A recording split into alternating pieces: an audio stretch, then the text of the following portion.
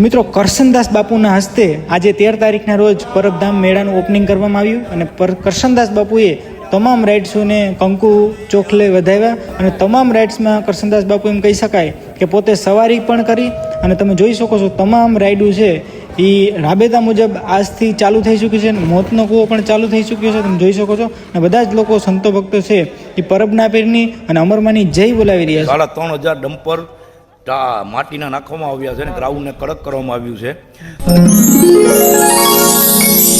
તો મિત્રો પહેલા તો બધાને સત દેવીદાસ અને અમર દેવીદાસ. મિત્રો આપણને બધાને ખબર છે કે હાલ અષાઢી બીજનો મહાપર્વ પરબધામની અંદર ઉજવવા જઈ રહ્યો છે. તો આવનારી તારીખ 15 ને 16 જોરદાર એમ કહી શકાય કે પરબધામની અંદર અષાઢી બીજ નિમિત્તે મેળો યોજાવાનો છે. તો મિત્રો આજે તારીખ 13 થોડી જ વારની અંદર એમ કહી શકાય કે કરશનદાસ બાપુ અથવા તો બીજા સંતો ભક્તો મહંતો અને બધા જ ભાઈઓ દ્વારા એમ કહી શકાય કે સરસ મજાનું મેળાનું મહા ઓપનિંગ અથવા તો ઉદ્ઘાટન થવા જઈ રહ્યું છે. ખરેખર આખું ઉદ્ઘાટન છે એ હું તમને બતાવીશ અને કરશનદાસ બાપુ છે એ તમામ રાઇડોની અંદર એમ કહી શકાય કે સવારી કરશે એ પણ બતાવીશ. ખરેખર વિડીયોની અંદર ખૂબ મજા આવવાની છે.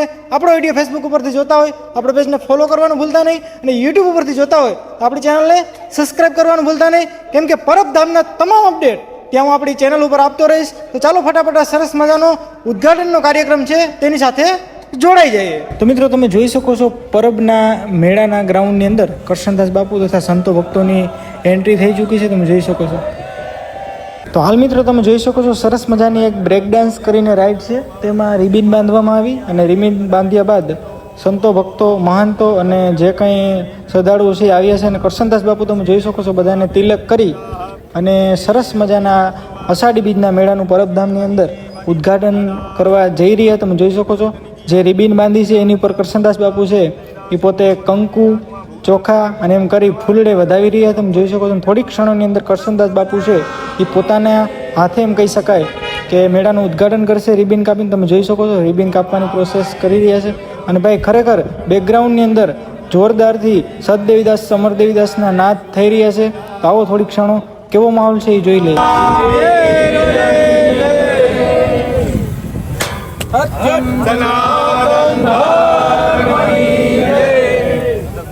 તો હાલ મિત્રો પરબધામના મેળાનો સરસ રીતે શુભારંભ થઈ ચૂક્યો છે કરશનદાસ બાપુના વરદ હસ્તે અને કરશનદાસ બાપુ હાલ સરસ મજાની રાઈડ છે એની અંદર એમ કહી શકાય કે સવારી કરવા જઈ રહ્યા છે અને ભાઈ વિધિ વિધાન મુજબ સરસ મજાનું એમ કહી શકાય કે ઉદ્ઘાટન થઈ ચૂક્યું છે. અને તમે જોઈ શકો છો બાપુની સાથે બીજા પણ ઘણા સંતો ભક્તો છે એને પણ આ સરસ મજાના ઉદ્ઘાટનમાં ભાગ લીધો. અને તમે પણ મિત્રો આજુબાજુથી વિડીયો જોવો છો તો આ વખતે પરબનો મેળો કરવા માટે એક વખત અવશ્ય પધારજો, કેમ કે ખૂબ સરસ મેળો આ વખતે પરબધામની અંદર થવા જઈ રહ્યો છે. તો મિત્રો આજે તારીખ 13/7/2026ના રોજ સરસ મજાનો પરબધામની અંદર જે મેળો છે જે કંઈ રાઈડું છે એ તમામ રાઈડું રાબેતા મુજબ ચાલુ થઈ ચૂકી છે. તમે જોઈ શકો છો અને કાલેથી રાબેતા મુજબ 14, 15 ને 16 3 દિવસ મેળો રહેવાનો છે. ને ભાઈ સંતો ભક્તોને પહેલી વખત તમે જોઈ શકો છો પહેલાં બધા જ લોકોને ફ્રીમાં બેસાડવામાં આવ્યા છે બધી જ રાઈડોની અંદર અને ભાઈ બધા જ લોકો આનંદ કરી રહ્યા છે. જુઓ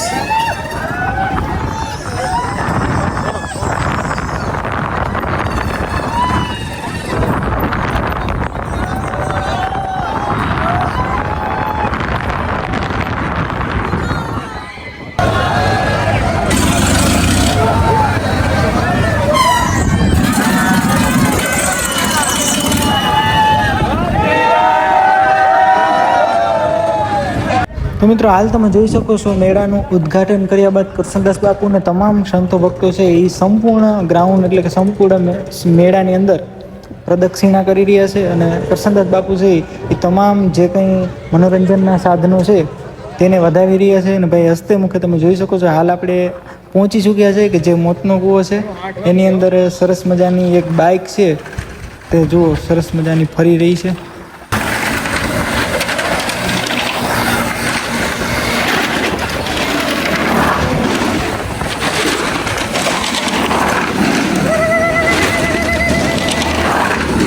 તમારા પૈસા તો આપો કોક.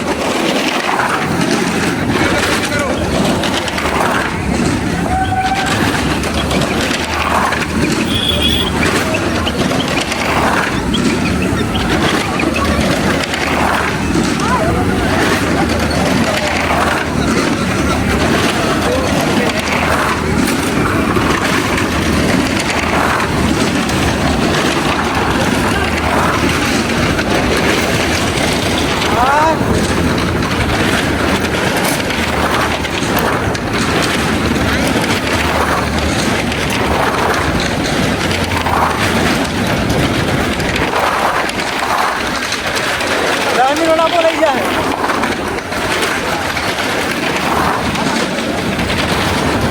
તો મિત્રો તમામ મનોરંજનના સાધનો છે એ કદાચ મોટા મોટા હોય તો કરશનદાસ બાપુ તેમના શરીરને લઈ અને ઉપર ન ચડી શકે તો આ એક નાની એવી રાઈડ છે, તમે જોઈ શકો છો. એની અંદર કરશનદાસ બાપુ પોતે બેઠા છે બધા સંતો ભક્તોની સાથે અને પોતે આનંદ લે છે અને મેળાનો ઉત્સાહ વધારવા માટે બધા સંતો ભક્તોને ઉત્સાહિત પણ કરે છે. જુઓ.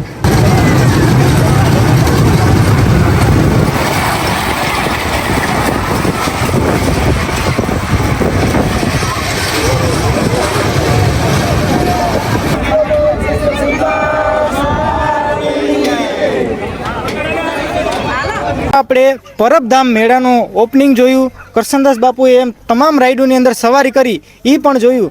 પણ એટલા દિવસથી અહીંયા જે કંઈ મેનેજમેન્ટ થઈ રહ્યું છે, મેળાની વ્યવસ્થા કેવી છે, ગ્રાઉન્ડની વ્યવસ્થા કેવી છે, તમામ વસ્તુ વિશે આપણે બહુ ડિટેલમાં ખબર નથી. તો આપણી સાથે એક ભાઈ જોડાયા છે, એની પાસે થોડીક ડિટેલમાં માહિતી. કેમ છો સતદેવીદાસ? સતદેવીદાસ, અમરદેવીદાસ. હાલ તમારે જે પરબધામની અંદર આ મેળો છે એની અંદર ઘણા બધા દિવસોથી આ તૈયારી ચાલતી હશે, તો એના વિશે થોડું જણાવો. આ વર્ષે આ મેળો બહુ સરસ લાગ્યો છે. આવો મેળો હજી સુધી કોઈ દી લાગ્યો નથી. અને આ ગ્રાઉન્ડમાં દર વર્ષે નકરો ગારો ને કીચડ હોય છે. આજ વખતે મંદિર તરફથી 350 ડમ્પર 3,500 ડમ્પર માટીના નાખવામાં આવ્યા છે અને ગ્રાઉન્ડને કડક કરવામાં આવ્યું છે. અને અમે અમારા પોતાના સ્વખર્ચે આ બધી ગ્રીડ ને બધું નખાવેલું છે અને બહુ સારું આયોજન છે. અને ખાસ કરીને આજુ પેલે મેળામાં જલપરીનું પણ આયોજન કરેલ છે, સારામાં સારું. એટલે મારે એવી નમ્ર અપીલ છે પબ્લિકને કે આ ફેરે મેળો કરવા બધા આવે. અને દર વર્ષે અમે એમ કહી શકાય કે આ મેળાની અંદર હાજરી આપતા હોય, પણ આ વર્ષે તમે જેમ વાત કરી કે ગ્રાઉન્ડની અંદર વધારે ધ્યાન દેવામાં આવ્યું, કેમ કે વરસાદનો માહોલ છે અને વરસાદ થતો હોય તો આ કાદવ કીચડ ને એવું થઈ શકે. આના વિશે તમે કેટલા ટાઈમ પહેલા વિચાર્યું હતું ને કઈ રીતના? અમે આ આયોજન 2 મહિના પહેલાનું કરી ગયેલ છે. 2 મહિના પહેલા આમાં નકરી કાળી મટી હતી. આને જેસીબીથી 1.5 ફૂટ અંદર ખોદીને અને 3,500 કપચીના ડમ્પર નખાવ્યા છે.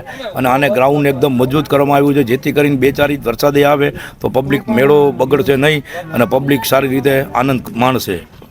તો કહેવાય ભાઈએ સરસ મજાની વાત કરી કે આ વખતે પરબધામ અષાઢી બીજના મેળાને લઈ અને 2-4 મહિના પહેલાં જ પ્લાન કરવામાં આવ્યો છે કે ભાઈ દર વર્ષે અષાઢી બીજમાં વરસાદ હોય એના હિસાબે મેળો છે એ રાઈડવાળા, ધંધાવાળા, નાના મોટા અને જે કંઈ સ્વયંસેવકો, શ્રદ્ધાળુ ભક્તો, સંતો ભક્તો આવે છે એ મેળાનો આનંદ નથી માણી શકતા. પણ આ વખતે એવું નથી થવાનું. ગમે એટલો અનરાધાર વરસાદ પડી જાય, ભાઈએ વાત કરી કે 350 ડમ્પર છે એ કપસી મેટ, 3,500 ડમ્પર છે કપસી મેટ ને નાની એવી વસ્તુ ગ્રાઉન્ડની અંદર પાથરવામાં આવી છે અને જોરદાર ગ્રાઉન્ડ છે. તો ખરેખર મેળાની અંદર ખૂબ મજા આવશે.